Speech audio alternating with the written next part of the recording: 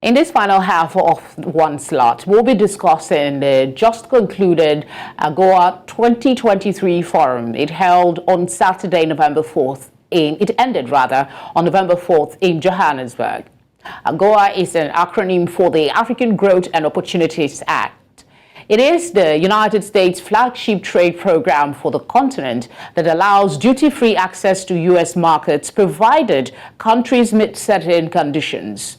The goal is to expand and deepen trade and investment relations to help facilitate the continent's integration into the global economy. Ahead of this year's event, the news was that the U.S. is looking at ways of making more of an impact on the continent via the act, egged on by the growing influence of China and Russia in Africa. But with the AGOA coming to an end in 2025, there are increasing questions around whether it will be renewed or replaced and the impact it will have on Africa's trade relations with the U.S. My guest will help with some perspective, but before I bring him on, I'd like to add the curiosity about South Africa playing host, considering that earlier this year there were calls from U.S. legislators to move the meeting from South Africa and for the country to be removed from the list of beneficiaries. The question was, what changed?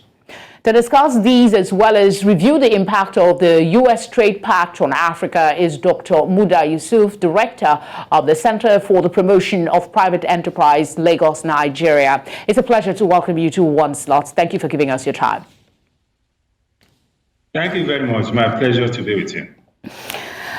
All right, the African Union Trade Commissioner Albert Muchanga said the African Continental Free Trade Area and the African Growth and Opportunities Act would not affect each other. They work for the greater benefit for the region. I wanted to start off with that to allay fears. When we hear trade pact, the thing that comes to mind is what happens to our own internal mechanism for the region. No, I believe that the African Growth and Opportunities Act and the AFTA, that's African Continental Free Trade Area, I think they complement each other. Because the whole idea of the AFTA, which is the African Continental Free Trade Area, apart from promoting connectivity within the continent and promoting trade within the continent, it also makes it possible for the continents to provide a common platform in relating with other continents or in relating with other countries. So it makes it much easier. It reduces the challenge of fragmentation of trade because you now have a single continental bloc to deal with. So if anything, I think it's something that will facilitate and enhance trade between Africa and other countries. There's no conflict at all. If anything, it is much more complementary. And going forward, I think we should see a framework where the trade pact will now be redesigned to interface essentially with the continent on the platform of the African Continental Free Trade Area. Okay. So that is what I expect to happen, yeah. I really needed us to clear that up before we even start talking about the specifics. For those that may not be aware of the Act, could you tell us in what specific ways was it envisaged by the creators to deepen trade ties with Africa and, help us develop our economies?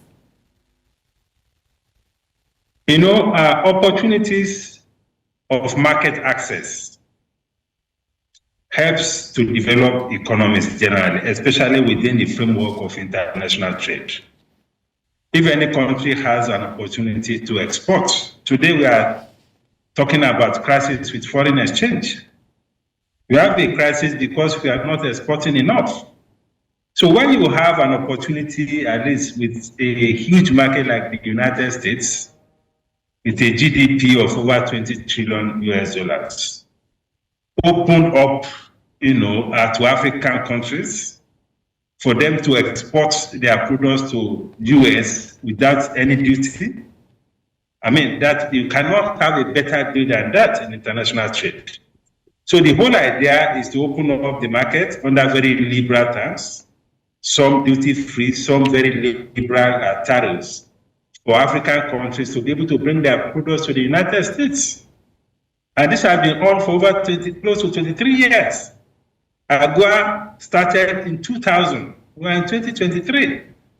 So it's a long way back. And some countries have benefited, some have not benefited that much. So the benefits has varied from country to country, depending on what capacity each country has to take advantage and to export.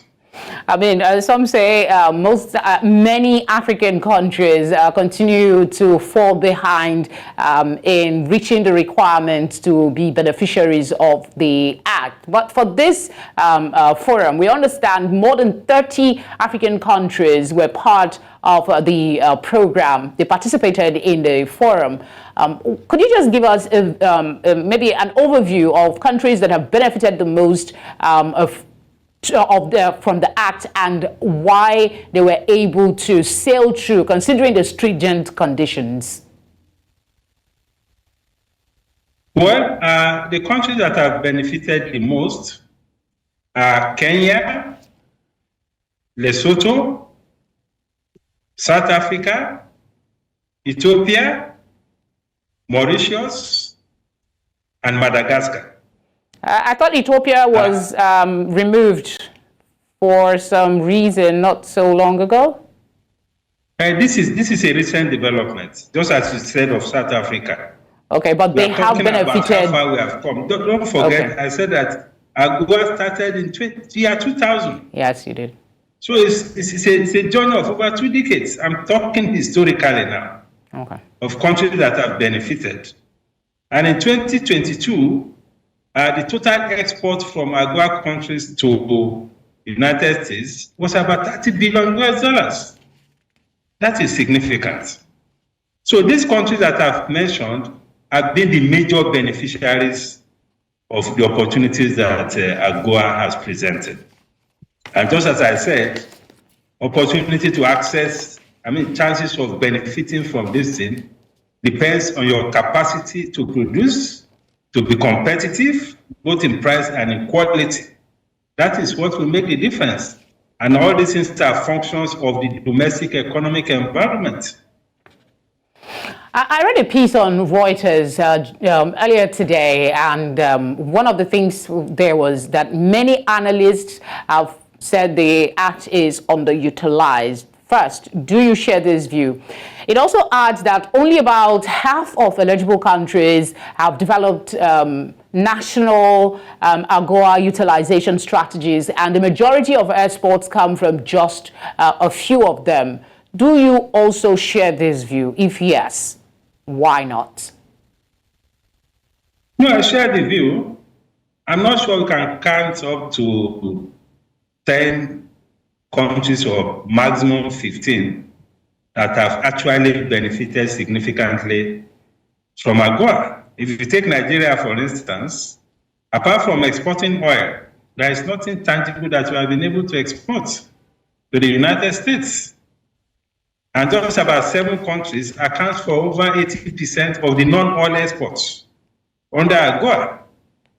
So in terms of the reach, in terms of the number of countries that have actually taken advantage, I'm not sure it's more than 20% of the countries.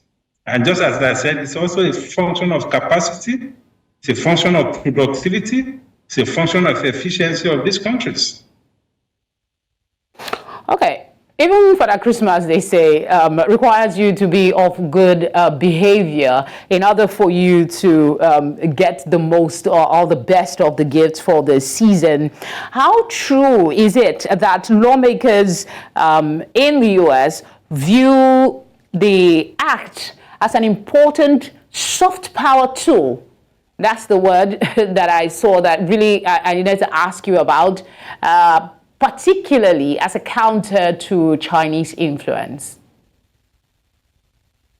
Well, these are some of the economic diplomacy tools that are being used. AGOA has been on long before this intense geopolitical dynamics, became what they are. But again, it depends on the opportunities, because now there is a kind of scramble for Africa, a kind of geopolitical competition for Africa. So every of these countries are trying to position or reposition themselves to take to have better impact on the continent. So it is true, it is part of the strategies to make US more relevant and to also ensure stronger trade ties, stronger economic ties between the United States and African countries. So that is true. But again, just as you said, there's a lot of competition from Russia. There's a lot of competition coming from the Chinese. Only recently now, currently we are talking about Arab-African summit. Again, the Arab countries are also looking at building very strong relationship with Africa. So the opportunities are immense in Africa, but it is left for African countries, to position themselves properly, to create the environment in order to capture value from all these opportunities that have been unlocked. Unfortunately for us, I'm not sure we have done much. What's in it? Let's put it in black and white, sir. Sorry to interrupt. What is in it for America? Father Christmas also has his own requirements, like I mentioned. What is in it for them? Are they just making it easy for African countries to export to them, to help Africa? Well, nothing goes for nothing. The AGOA presents an opportunity or creates a platform for America to also have better trade deals, with African countries. It's a moral issue. If a country has offered you such a generous access to their country in terms of your export to their country, if they also make demands for concessions in terms of their own export to your country, I'm sure they'll be able to get a listening ear. So there's a reciprocity perspective, in all of this. Of course, they were the first to put this forward as part of their contribution to help the development of Africa, but there must be something in it for them as well. All right. For instance, the US exports a lot of wheat to many African countries, So those things they also look forward to in terms of reciprocity.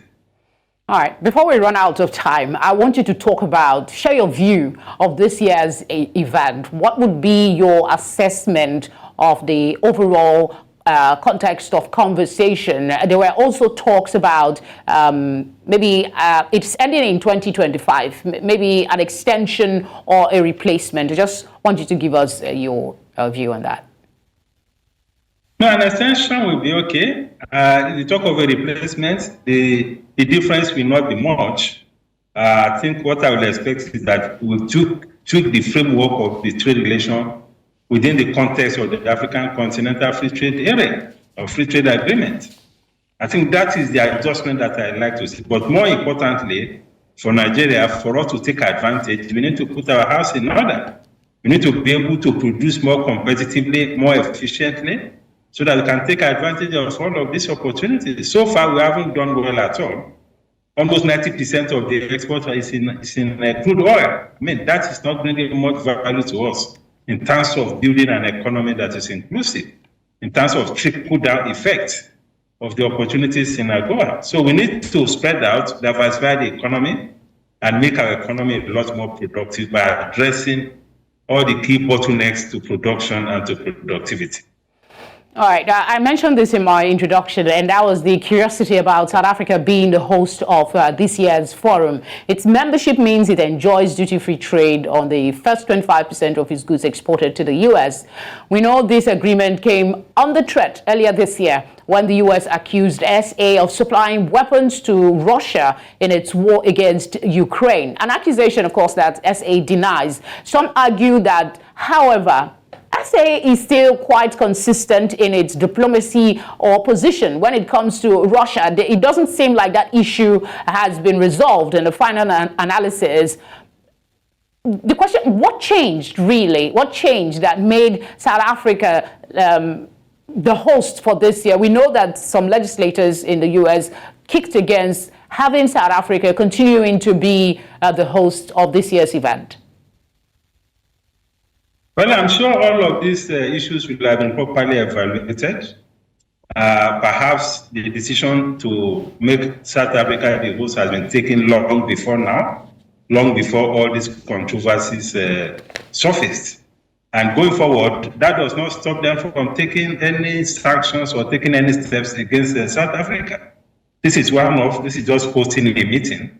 If they still have reservations about their relationship with South Africa, they can still take some steps against South Africa. So I don't think this makes much difference, actually. Of course, symbolically maybe, but in terms of real impact, they are hosting the AGOA meeting does not make any fundamental difference.